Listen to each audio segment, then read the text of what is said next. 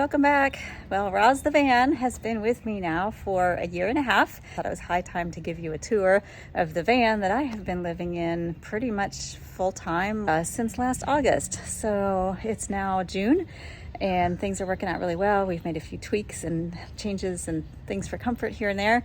So let me show you the van. I'll show you what I love and maybe a couple things that I don't love so much. But overall, I have to tell you, I am so absolutely thrilled with my build. It's super comfortable. It's exactly what I needed for full-time travel. Works great when Andy's with me, works great as a solo traveler as well. So come on, let's go take a look.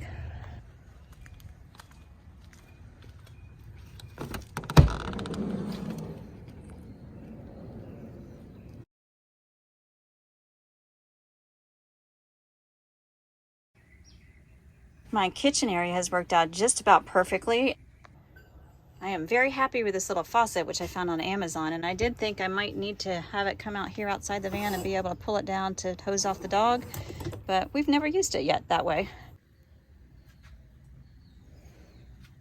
I'm also really happy that I saved this piece to fill in because sometimes it's very helpful to have the extra counter space, and it also lets us hide some dishes in here if we don't feel like washing them. It's a nice little secret stash, but they do rattle, and we've never done that. We always, well, I don't want to say never. We almost never do that. We pretty much always wash our dishes and put them away right away. And we've got plenty of overhead space for everything we need. We do have a power outlet here, but in 9 months of traveling, I have not used that once. The water pump, which is awesome, gives us nice strong water flow, and we just turn it on and off as needed. And then also LED lights up above the counter, which also provides some great task lighting right here.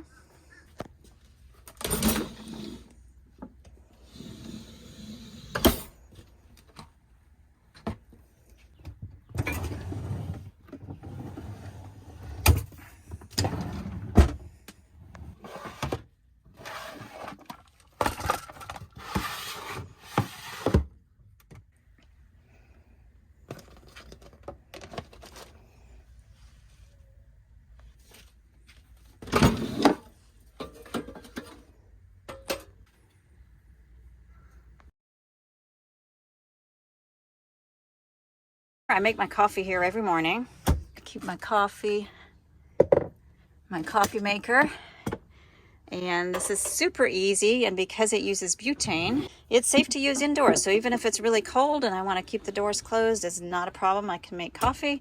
I do have a 2-burner Coleman stove that we keep stored underneath, and that's great for campsites, but this is absolutely perfect for one-dish meals or just making coffee in the morning. I did anticipate that if I wanted to put it in an induction burner that I would have room to do it on this countertop, but I have no need. I've got that stove and it does everything that I want.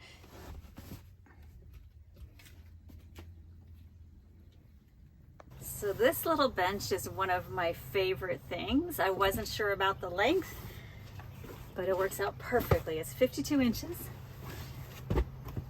Great for sitting, having coffee, curling up, taking a nap, sitting and doing work. It's awesome.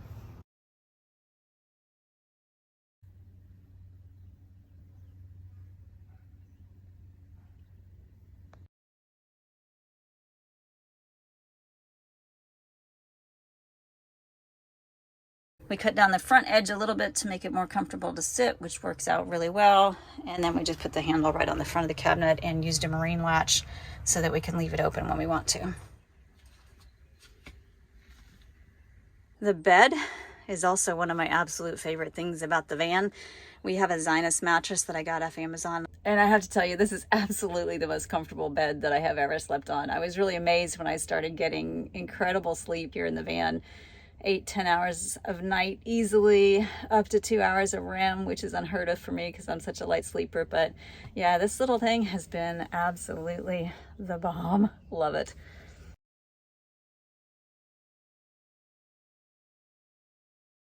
We've added some extra storage solutions. This area I wanted for extra food prep, but it also works great at nighttime. We put a few things here, can put an extra fan if we need it, if it's super hot. Found these little baskets at Home Goods, and they're just the right size to fill in the gap here, so we keep snacks in there and different types of food. Have room up here on the shelf for vitamins, extra toiletries, books, all those kinds of things that are like little luxuries in a van. And then up here, I had intended to make these doors open out. However, being a newbie carpenter, I didn't leave room right on the sides for the hinges to fit. So I decided to just go ahead and make a faux double door that opens this way. Just attached everything together, put the hinges up top, and we've got plenty of room here for games and maps and extra food and that sort of thing. So that cabinet works out really, really well. And I'm glad that I made the extra space here and didn't say try to put in a shower or something, because this is really functional. We're normally in places where we can shower, and so we don't need to waste that space on a onboard bathroom. If we do ever need to shower on the road, we have a Nemo Helio shower, but you can see it's still in the package. We've never actually used that because we've always had places to shower. One other thing we added was actually 2 of these little cloth baskets. And I wasn't sure when I bought them. I thought, is that a splurge? But turns out they've worked out great. We have shoe storage in the back, but we also use these for things like extra shoes, things that we're using every day, dirty laundry, stuff like that. And it's really easy at night to just pull those out and throw them in the front seat. So that's part of our evening routine, is just to move the bins up here. This little shelf was one of my creative projects, as you can see from the angles. We've also added these 3 little wooden hooks, and they are great for hanging up towels and jackets and that sort of thing. I made this little bulletin board myself, another project. Used some leftover wood from the van build and some leftover cork. That's the same cork that we actually have under the floor. And then right above that is our control center for our ABSO charger, our inverter, and then this is one thing I don't love. This little switch for the overhead lights, it has an LED that I can't turn it off. It's the way the switch is created, and it can get very bright at night. So we just keep a little tab over there. I know it's like a, simple fix, but it works. And on the shelf, we have kind of junk drawer stuff. So I know it's not beautiful, but it's functional. You might wonder why this area is open and not covered. Initially, I thought that would be the perfect spot for a doggy den, but it turns out that we didn't need it, and we're using that space for storage instead. And having it open all the way through to the back does allow us, if we ever need to put something long in there like lumber or a paddleboard or anything like that, that we actually can put something through all the way from the back doors into the front of the cab. The reason we didn't need the doggy den is because Forrest decided that he really, really liked being in this spot right under there at the foot of the passenger seat. We put his bed there, and he just curls up at night, and sometimes when we're driving he sits on his bed right here between the seats. And we did save this one D-ring where we can attach his safety harness so we don't have to worry about him flying around when we have to stop suddenly.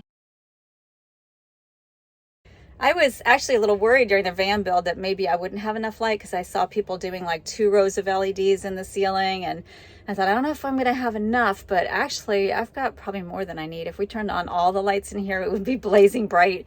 And we've got the lights over the bed here, so we each have our own reading light, and also they have a charging port on them so we can charge our phones.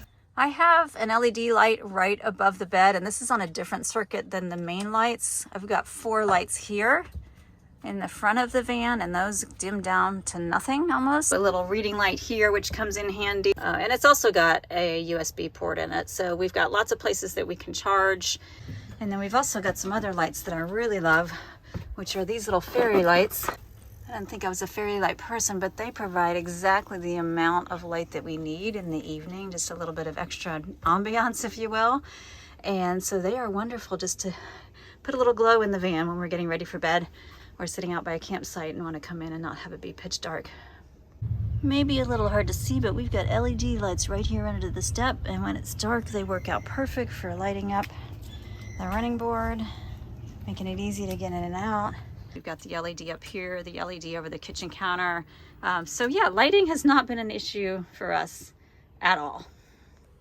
The Max Air fan here in the ceiling has been a perfect addition for airflow. It does have a remote control, and we tend to actually just leave it up here in the front dash, because if we're hopping out for a minute leaving Forest, we can turn it on and off right from there. When we have this on and the rear window's open, we get really good airflow. And then I've also added hanging screens so I can open up those back doors and have a screen covering it. And if the weather's nice, also open up and have the screen right here so we don't get bugs. You might notice that my van garden is not doing so well at the moment. It's been super hot and I unfortunately have killed a couple of cacti, so I feel bad. But I am very excited about the design of this little thing because that was one of the last things I made when I was feeling creative. And I really do like the little shelf and the perfect little pots that I found for it.